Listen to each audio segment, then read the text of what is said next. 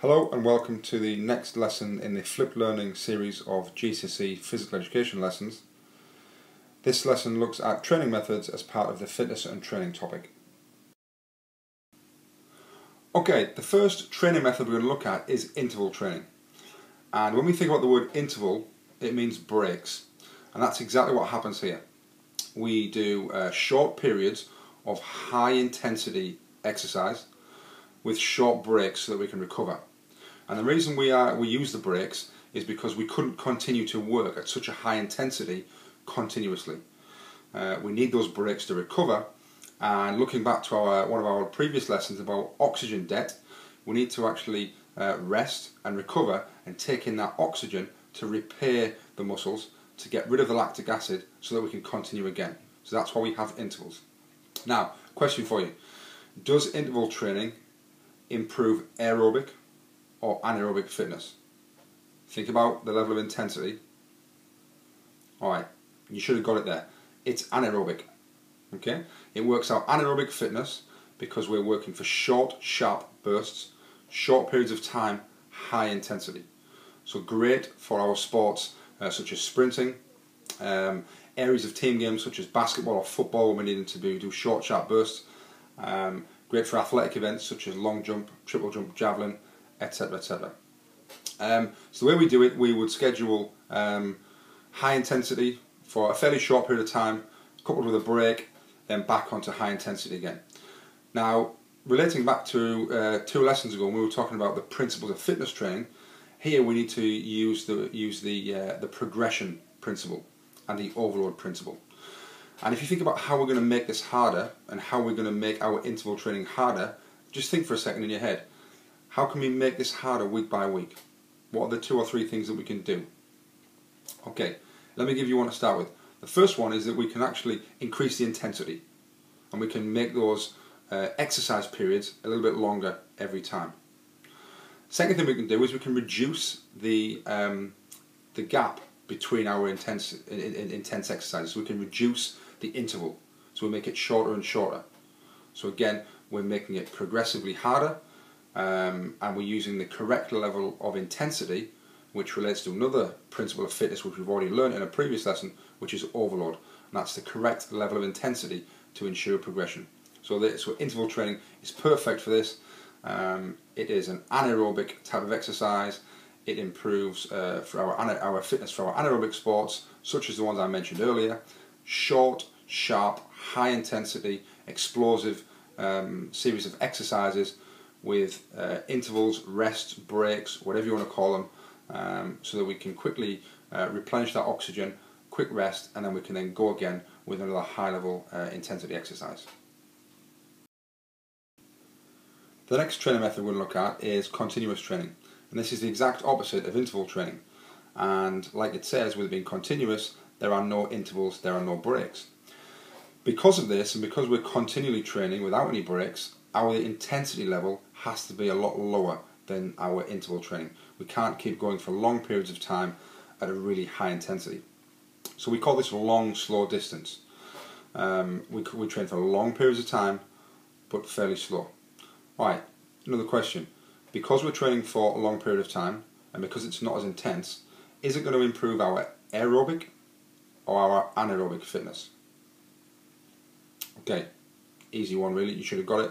Aerobic fitness. Okay, long, slow distance with oxygen, long periods of time.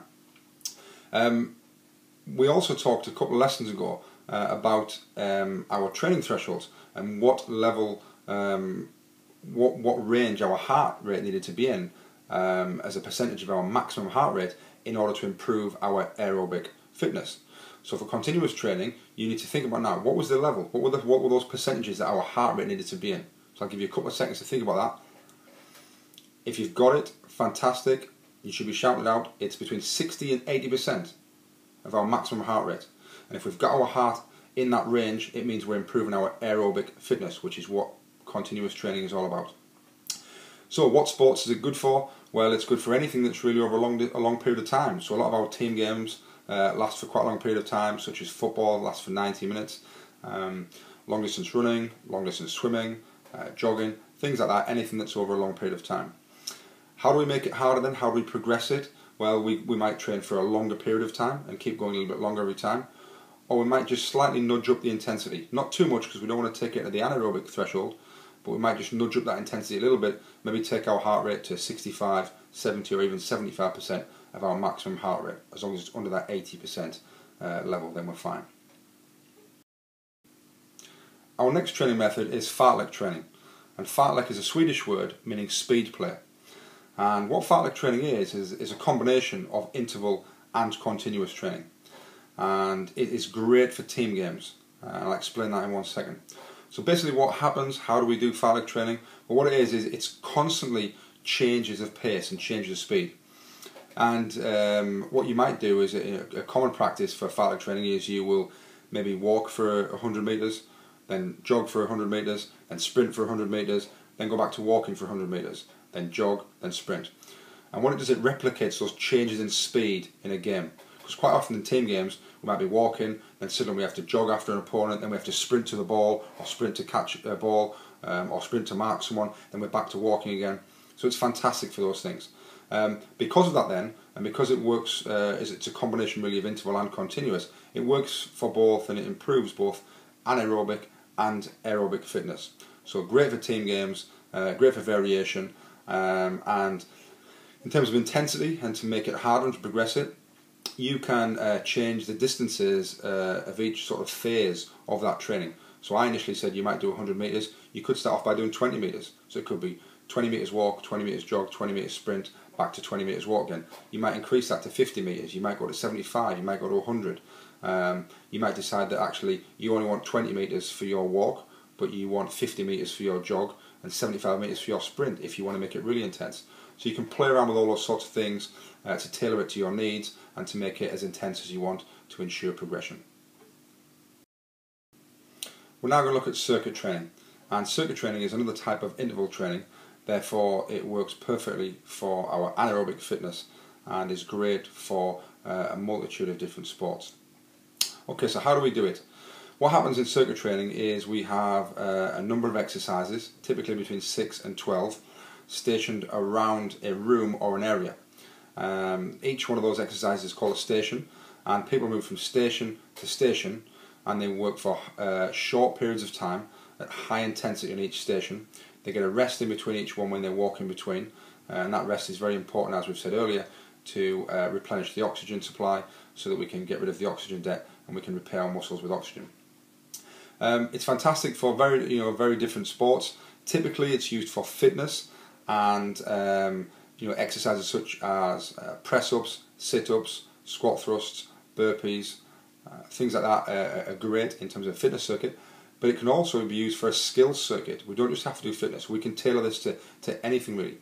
If we're looking at basketball, and if you think about a typical sports hall or a gym, we could go on the baskets and we could do some free throws at the first basket, we could do layups at the next one, we could do chest passes against the wall at the next station, we could do some dribbling in and out of some cones at the next one. So fantastic. It can work anything we want to. Right, why is it so popular then? A lot of coaches really swear by this for their teams. Well, lots of different reasons really. First reason is we don't need much equipment. If we're going to do a fitness circuit and we're going to get people to do press-ups, star jumps, sit-ups, none of that needs any equipment. So we can do that just in a space and we can do it anywhere at all. Secondly, we can have a large amount of people working at any one time. We could have 10 stations, we could have 30 people, we can have 3 people on each station moving around, therefore it's not crowded. We also don't need huge amounts of spaces. You can quite easily, if you think of a typical sports hall or a gym, you could quite easily get between 6 and 10 stations of small exercises around there very easily, especially if they're not moving, if they're just doing press-ups and sit-ups. So it's great. And finally, it can work any part of the body. It can be very, very specific to a certain part of the body, or you can make it general. You can really tailor this to exactly what you want. So it's fantastic for different areas of fitness, different areas of the body, different skills, with very little equipment, not much cost, and very little space as well. Finally, we're going to look at weight training, which can also be called resistance training. And weight training is great for improving our strength, and it also relates to power, because as we know, the equation for power is, that's right, strength times speed. So it's important for strength It's also important for our power as well. Two things we need to know before we go any further, two pieces of key language, are the words repetitions and sets. Okay, the first one, repetitions. A repetition is every time I lift a weight. Alright, so if I was going to do 10 repetitions, I would lift the weight 10 times. A set is how many repetitions we do before we break. So I could do some interval training, like we mentioned earlier in the video, and I could say I'm going to do 3 sets of 10. So I would do 10 reps, have a break, 10 more reps, have a break, 10 more reps, have a break. So that's sets and repetitions. Right, two ways we can really use weight training to improve our fitness then and to improve our strength. We can either use it to build up muscle, or we can use it to tone our muscle. So the first one, if we want to build up our muscle, we need to lift high weights, so high level of intensity, but low reps. So we need to find a weight that is very, very heavy for us, and we need to lift not as many, but at a high level of intensity. If we want to tone our muscles, and we just want to actually reduce the fat and look at our muscle definition and just make those muscles you know, a lot more toned rather than really built up, we need to do exactly the opposite. And we need to look at a lower weight, a lower intensity, but do higher reps. And that's really important, because if you're going to go out and you're going to work in a gym and someone comes in and says they want to tone their muscles on their legs, they don't want to be lifting really heavy weights and really increasing the bulk on their legs. They just want to tone those muscles up and reduce the fat. So that's really important. Okay, now you've got all that, you should be in a perfect position to be able to choose the correct training method depending on which component of fitness you're looking to improve.